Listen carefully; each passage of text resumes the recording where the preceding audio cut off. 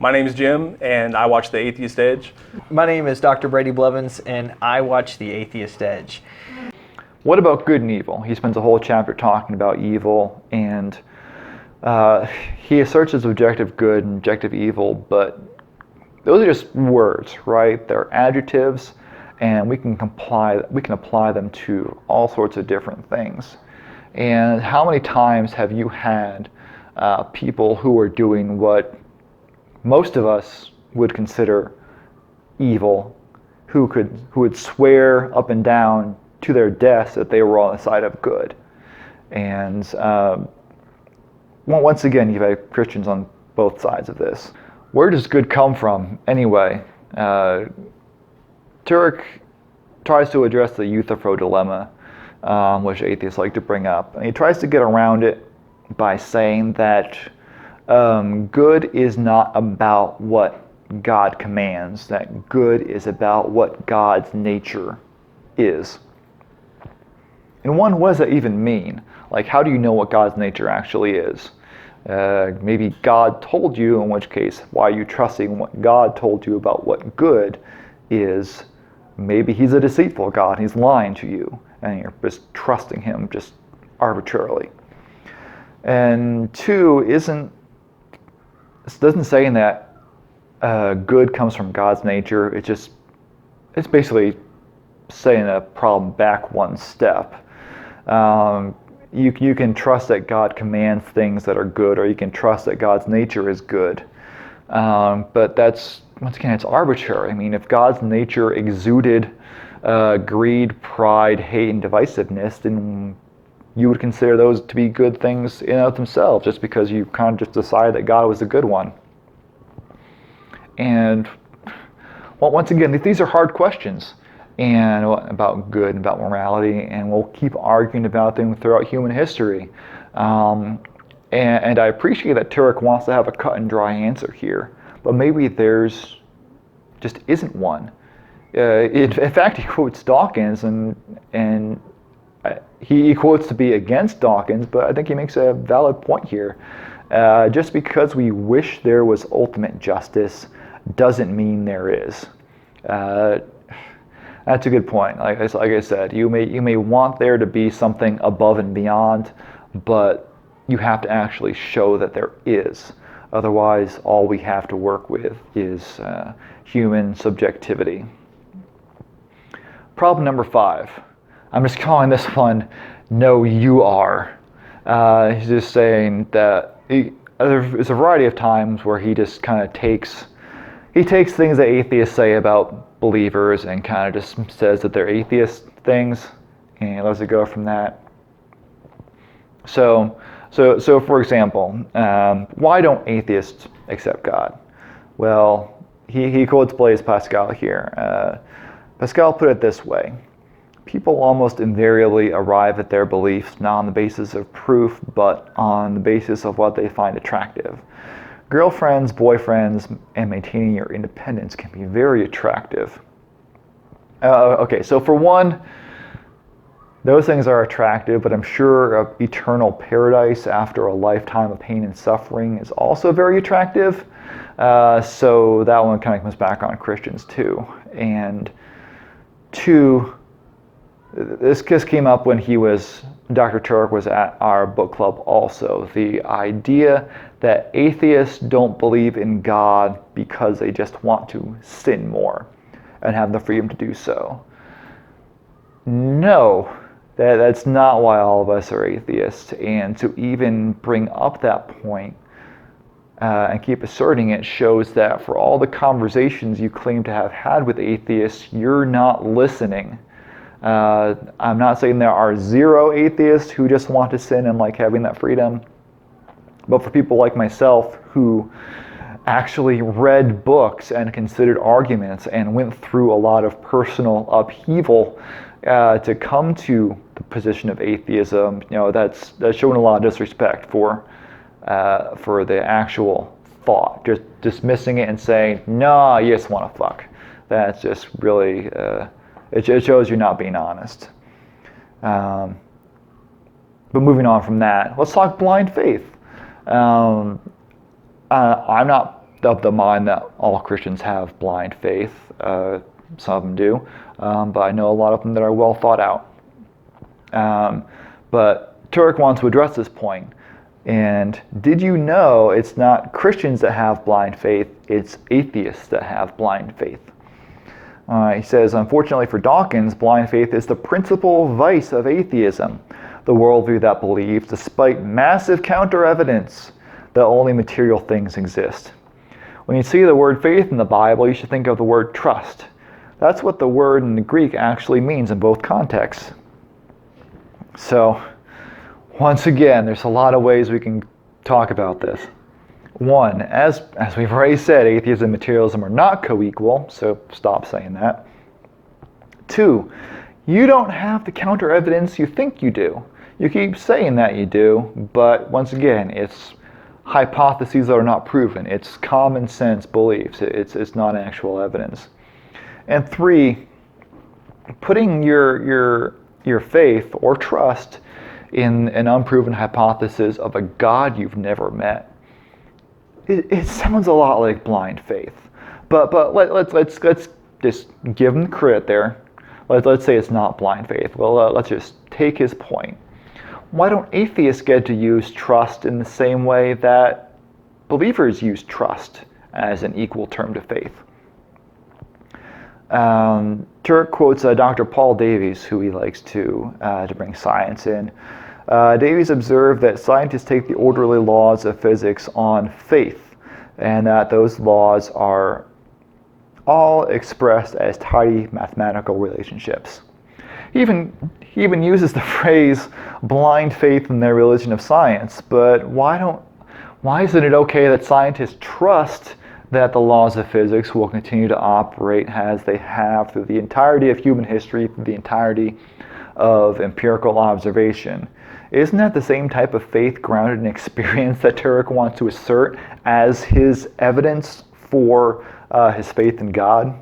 For this last one, just behind the curtain a little bit. We read this a couple months ago, and there was a point when in our group chat amongst the various hosts, I was talking about the book, and I had to be like, the literal balls on this guy to even say this. And this is that part. You see, he's talking about evolution, and he says, but evolution is ultimately random, say the atheists. True, mutations may be random in the sense that they do not have any goal in mind, but the natural forces that produce the mutations are not random. That is something, just, how do you even say that and not realize that it's always the other way around? I have literally never heard an atheist with such a misguided understanding of evolution to say that it's random. I have heard assloads of Christian creationists say that and have atheists explain it to them. And I don't know, once again, how can you be so ignorant to the conversations which you're supposedly having that you think that the Christians are the ones that have the handle on evolution and the atheists do not? Especially when you're talking about evolution as an atheist perspective on the world, to the point where you want to argue against it. It just doesn't make any sense to me, and I find it really disingenuous. Problem 6. Maybe don't answer your own questions in your own book. And this is less about the actual arguments that he's making, like as a learning tool, and this is just stuff that stood out for me as, like, if you're reading this book, it's just stuff to watch out for. So, Turek wants to talk about morality, right? And he says they come from God, of course, because everything comes from God. So where do morals come from if they don't come from God? Like, what position is he arguing against? Like, I would say, roughly speaking, morality comes from society and culture. It's part of the glue that holds human civilization together. He says that the assertion that evolution gave us morality as a kind of social contract to enable civilization isn't an adequate ground for objective morality. What if someone violates the contract? Is he immoral for doing so? Well, Yes, actually. If your morality is based on a social contract, then someone who breaks the contract is immoral by definition. We can argue about what goes into the social contract, but this is not what Turek's objection is. Another thing that comes up a lot in the book is the idea of laws, be they of physics, of logic, whatever. And Turek likes saying laws come from lawgivers, which implies that, one, these laws are prescriptive and not descriptive. They're impositions on reality rather than just saying how reality works.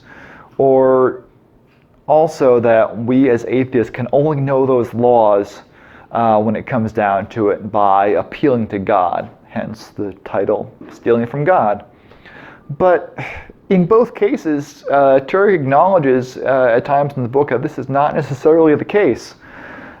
He acknowledges, to quote, the laws of nature are mathematical descriptions of what normally occurs when nature is left to themselves. The laws themselves don't really cause anything. They merely describe how the four fundamental natural forces operate, interact, to cause natural phenomena.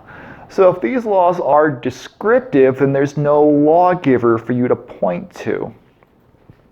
Or he goes on to talk about logic, just as the very, very basic actions of logic. The absolute truth is that it's impossible to deny the laws of logic without using them. They are self-evident reasoning tools.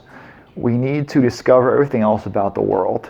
Well, if they're self-evident, we don't need God to discover them. That's what self-evident means.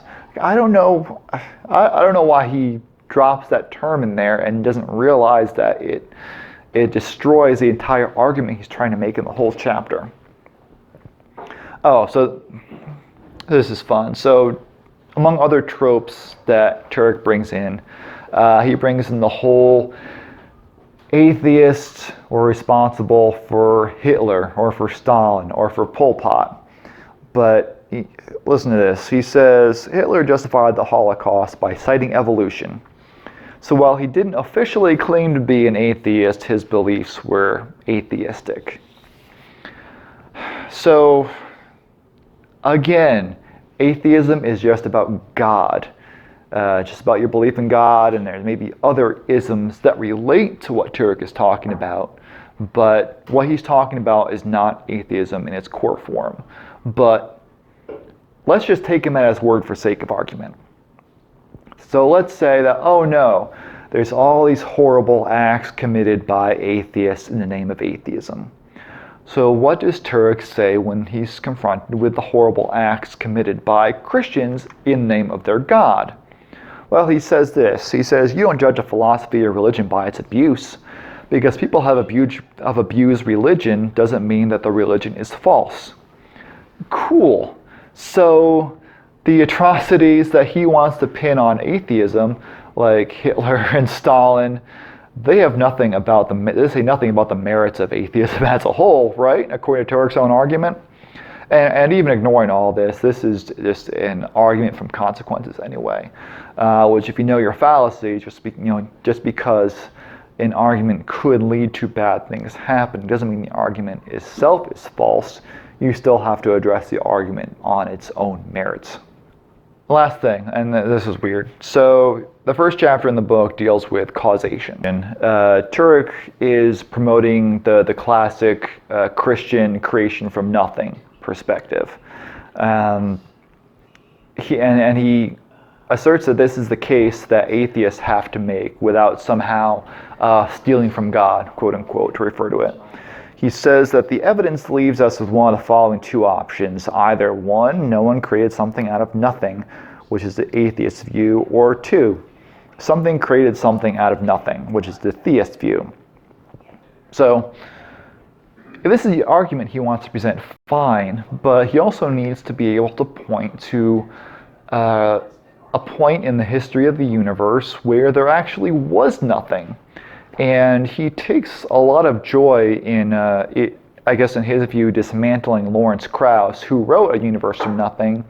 And he points out that Krauss doesn't actually get to an actual nothing in his book. This is what he says. It turns out that Dr. Krauss's definition of nothing is not the nothing from which the universe originated. The initial starting point of the universe was not a quantum vacuum, which Dr. Krauss keeps referring to in his book. A quantum vacuum is something. So, if the guy who literally wrote the book on nothing can't actually point to an actual nothing in his book, where are you getting the idea that there was ever nothing? If scientists can't point to it, where are you getting your idea that there was ever nothing to have anything created out of? All right, last but not least, miscellaneous nonsense and a stealing from God drinking game. So this was stuff that didn't really fall into any other categories, but it was kind of just little bits that are ridiculous in their own right. So there's a whole chapter on reason and rationality, and Turek, of course, thinks that this comes from God. But this is something that he says in support of his view.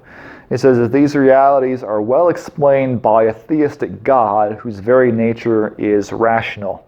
In the beginning was the Word, or rationality, as the opening line of John's Gospel declares. But that's such a stretch, and I know where he's going from. He says, okay, in the beginning was the Word. The Word in the Greek is logos. Logos is where we get the word logic from, and logic is get rationality. So I get the dots that he's connecting there, but he's trying to take some sort of weirdo exposition from an isolated passage that I've never heard translated that particular way in any church. And he's really having to try and stretch that to the point of breaking to try and make his point. And I had to try really hard not to fill everything in the section with just a chapter on the problem of evil. But it's a hard problem that theists face, and I'll give him props for trying, but he doesn't really do a good job of it. So talking about people who suffer untimely deaths and the blame that gets placed on God for that, or why didn't God prevent it? Listen to this little tidbit. When someone dies, does God murder that person? No. Causing or allowing someone to die is not murder for God, because all life is His anyway. He is the creator of life, and only He can resurrect it. In fact, people never go out of existence. They just change locations. So, if you're ever in a murder trial, hopefully you're not, but try that defense sometimes. Like, oh, I didn't kill that woman. I just teleported her to heaven. Is that the best you can really do? It's exasperating. Also, did you know that natural disasters occur because of the fall? It's true. So he's trying to address the problems of natural evil. And he says, why do natural disasters occur? Those aren't the result of free will. He protested. He's speaking to an atheist in this case. Says Christianity traces all our trouble back to a free will choice of Adam. As a result, we live in a fallen, broken world where bad things happen. And that's it. That's all he has to say about natural evil. He just says, the fall, done, book it, nailed it. No, that's you got to expound on that a little bit more. You got to actually show how a lady eating an apple leads to tsunamis in Indonesia 2,000 years later. Like, you actually have to show a chain of cause and effect if you want to propose a cause for a certain effect. And of course, materialists don't have anything better, according to Turek. He says, while our time-bound limitations prevent us from identifying specific good outcomes for every bad event, the atheist can't prove that they will not materialize. Well, you can't prove they will, so we're back to square one. I don't even know why you're even talking like that. You should know better. And lastly, Turek is not an annihilationist. He has a bone to pick with those people also. Okay, I'm just going to say this. God will not annihilate people made in His image. That would be an attack on Himself. Really? That's what you got? Like, okay, I can't, you're God, you're saying, well, I can't annihilate myself, but I can send myself to hell for all eternity. That's not any better. Like, the whole point people bring up annihilationism is because hell is horrible and it's better off to be annihilated. And I don't even know where the whole made in my image thing comes into play anyway. Like, I can draw a picture of myself and burn that picture and I don't feel the pain of it. It's just kind of, it just doesn't follow. And like I said, it's a tough question, and I know he's trying his best to address it, but it just doesn't work. So last but not least, hopefully you, by watching this video, feel like you don't have to read this book anymore. But if you do, for whatever reason, and you need help to get through it, I made up the stealing from God drinking game. So if you just want to be able to motor through it, just take a drink anytime these tropes come up.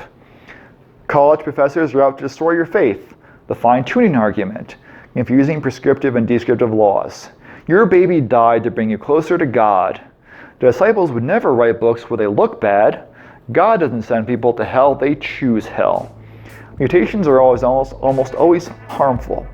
The second law of thermodynamics means evolution is impossible. Science is a religion.